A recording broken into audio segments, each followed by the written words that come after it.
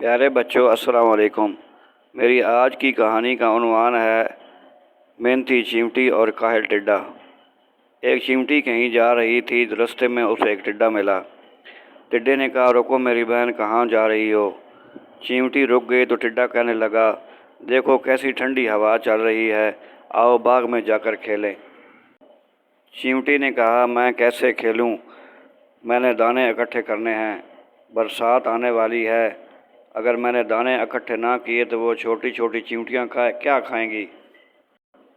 چیونٹی نے کہا، مجھے گھر بھی ٹھیک کرنا ہے، برسات میں بارش آئے گی تو گھر ٹوٹ جائے گا۔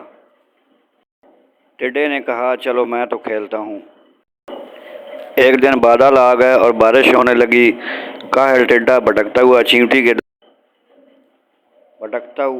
چیونٹی کے دروازے پر گیا اور دروازہ کھٹکھٹا کر کہا، چیونٹی بہن، مجھے اپنے گھر میں پناہ دے دو، میں بارش میں بھیگ گیا ہوں، جب تک بارش نہیں رکتی میں یہاں ہی رہوں گا۔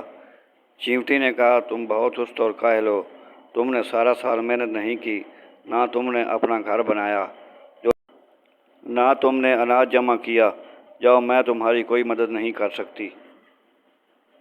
ٹڈا بولا، چیونٹی بہن، اس دفعہ معاف کر دو، آئندہ سے میں محنت کروں گا اور کبھی سستی نہیں کروں گا۔ چیونٹی نے اس کو کچھ چاول کے دانے دیے اور کہا، اب یہاں سے چلے جاؤ اور آئندہ محنت کرنا۔ پیارے بچوں، اگر کہانی اچھی لگے تو ضرور لائک کرنا اور شیئر کرنا۔ محنت انسان اگر کرے تو انسان کی محنت ضائع نہیں جاتی، جو سستی کرتے ہیں وہ ہمیشہ پیچھے رہ جاتے ہیں۔